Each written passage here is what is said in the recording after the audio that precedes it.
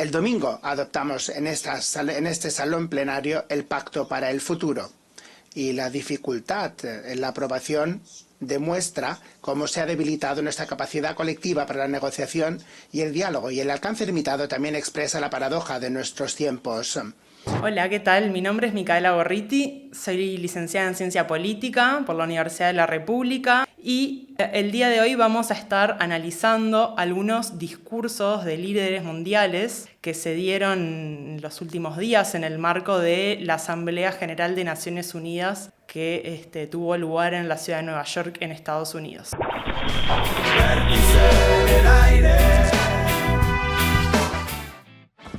Más de 90.000 millones de dólares se han movilizado con los arsenales nucleares. Estos recursos se podrían haber utilizado para financiar la lucha contra el hambre y el cambio climático.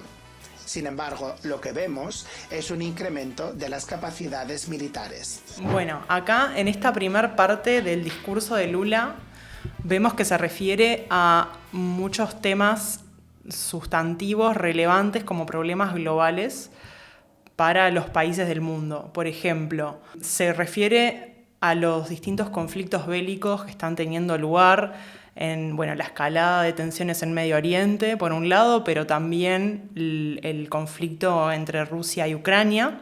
¿Sí? Entonces, Lula creo que es muy hábil en mantener un balance entre validarle a Israel, por ejemplo, su derecho a defenderse ante los ataques terroristas del 7 de octubre del año pasado, del 2023. Entonces, en cierto modo, le valida esa parte del relato a Israel. El uso de armas cada vez más destructivas nos recuerda los días más oscuros de un enfrentamiento estéril durante la Guerra Fría, la creación de condiciones para que se reanude un diálogo directo entre las partes. Lo que necesitamos ahora es crucial, y ese es el mensaje de los 6 puntos de entendimiento que China y Brasil presentan para un proceso de diálogo que se pueda crear y para que las hostilidades terminen. Pero me parecía importante como destacar estas dos primeras menciones a problemas sustantivos, como son los conflictos en Medio Oriente y en Ucrania, destacando a su vez una solución, una propuesta de paz, en realidad de 6 puntos de paz que presentó junto a China. Brasil y China presentaron hace un tiempo un plan de paz para Ucrania, ¿sí? Que después cuando veamos el discurso del presidente ucraniano vamos a ver cómo cayó este plan de paz de ese lado, pero básicamente implica una salida diplomática al conflicto y, como toda salida diplomática, implica concesiones de un lado y del otro. 40.000 víctimas mortales, sobre todo mujeres y niños. El derecho a la defensa se ha convertido en el derecho a la venganza, lo cual impide un acuerdo para la liberación de los rehenes y sigue alargando y retrasando el alto el fuego. En tiempos de polarización creciente, las expresiones como la desglobalización, la desvinculación se han convertido en términos que se utilizan todo el tiempo, pero es imposible desplanetizar nuestra vida. Otro momento importante en el discurso de Lula es esta idea de que estamos abocados a la interdependencia.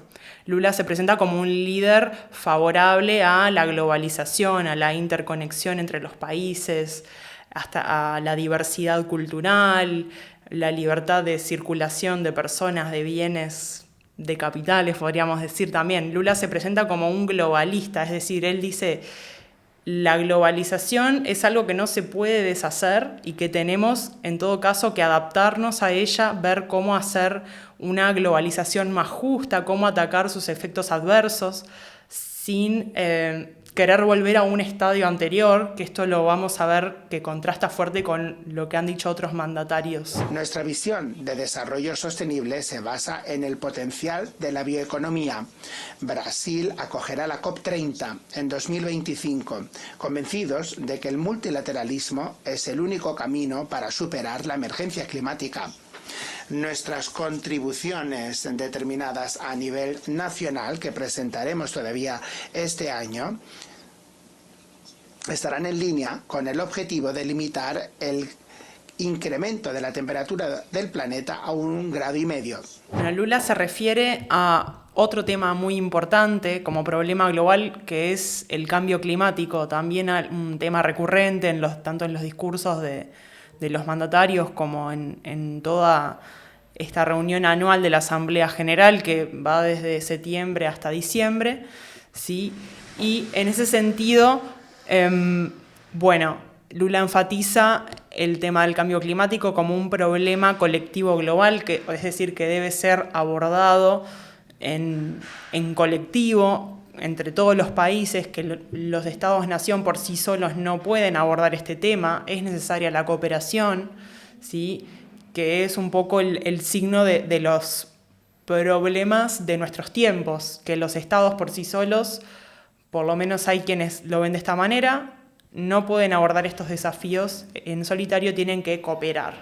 Somos uno de los países con la mezcla energética más limpia. El 90% de nuestra electricidad viene de fuentes renovables, como la biomasa, las fuentes hidroeléctrica, solar y eólica.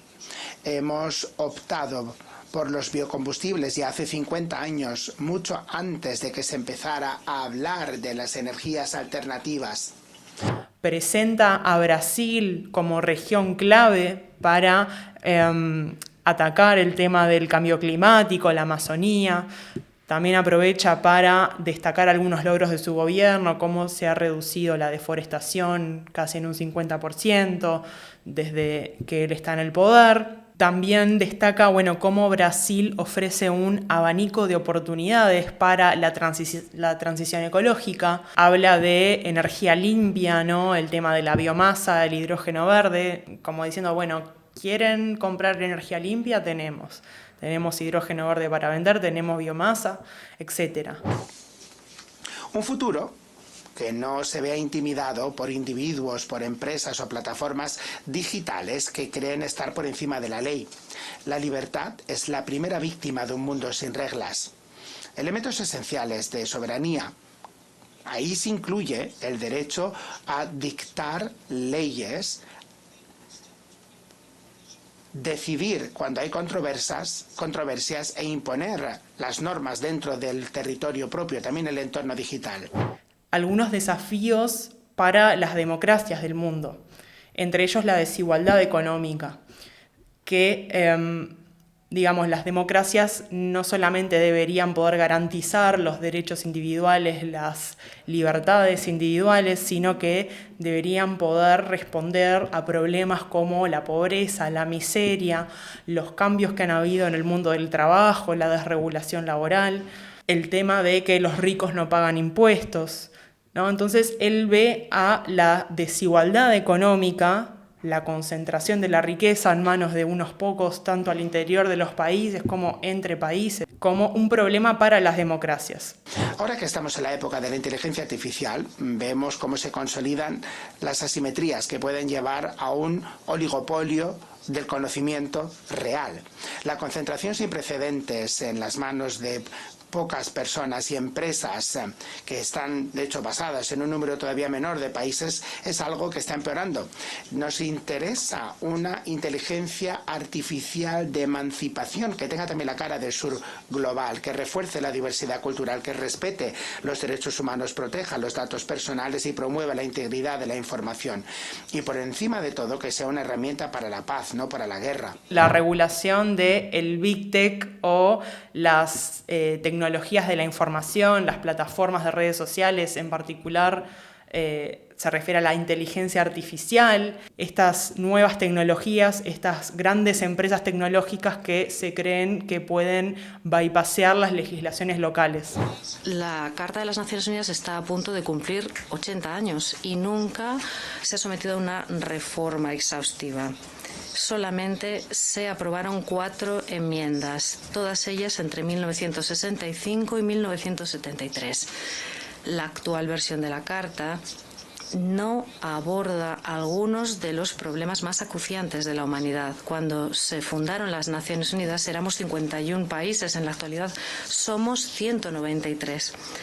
Un tema recurrente, no solo en el discurso de Lula, sino de otros mandatarios, fue el asunto de la reforma de la Carta de la ONU y concretamente del Consejo de Seguridad de la ONU, que el Consejo de Seguridad se compone de 5 miembros permanentes con derecho a veto y 10 miembros no permanentes. Estos 5 miembros permanentes son Estados Unidos, Reino Unido, China, Rusia y Francia. Entonces, lo que Lula dice es que la composición tanto del Consejo de Naciones Unidas como de la Carta Orgánica en sí del organismo no son representativas de este mundo. Entonces tenemos que ir hacia una reforma del Consejo de Seguridad para que sea más representativo de la realidad actual y que tenga una composición más diversa en términos de integrar, por ejemplo, actores del sur global, como puede ser Brasil, India. No me hago ilusiones acerca de la complejidad de una reforma de esta índole, que hará frente a intereses cristalizados que busca mantener el statu quo. Requerirá un enorme esfuerzo de negociación, pero esta es nuestra responsabilidad. No podemos esperar a que haya otra tragedia mundial como la Segunda Guerra Mundial para solamente entonces forjar un nuevo sistema de gobernanza sobre la base de sus escombros. Como gran ausencia del discurso de Lula, el asunto de Venezuela, que también fue algo que muchos mandatarios se han referido. Lula evitó meterse en ese tema. Brasil está en una situación muy incómoda con respecto a Venezuela, entre reconocer un fraude y no romper relaciones con Caracas. Entonces yo creo que ahí estuvo la decisión de no referirse al tema y de enfocar el discurso de violaciones a los derechos humanos más en lo que son los conflictos en Medio Oriente y en Ucrania. Mantenemos los debates más importantes del mundo y en este foro buscamos respuestas a los problemas que sufre el mundo. Está en manos de la Asamblea General, la mayor expresión de multilateralismo, el allanar el camino hacia el futuro. Muchísimas gracias.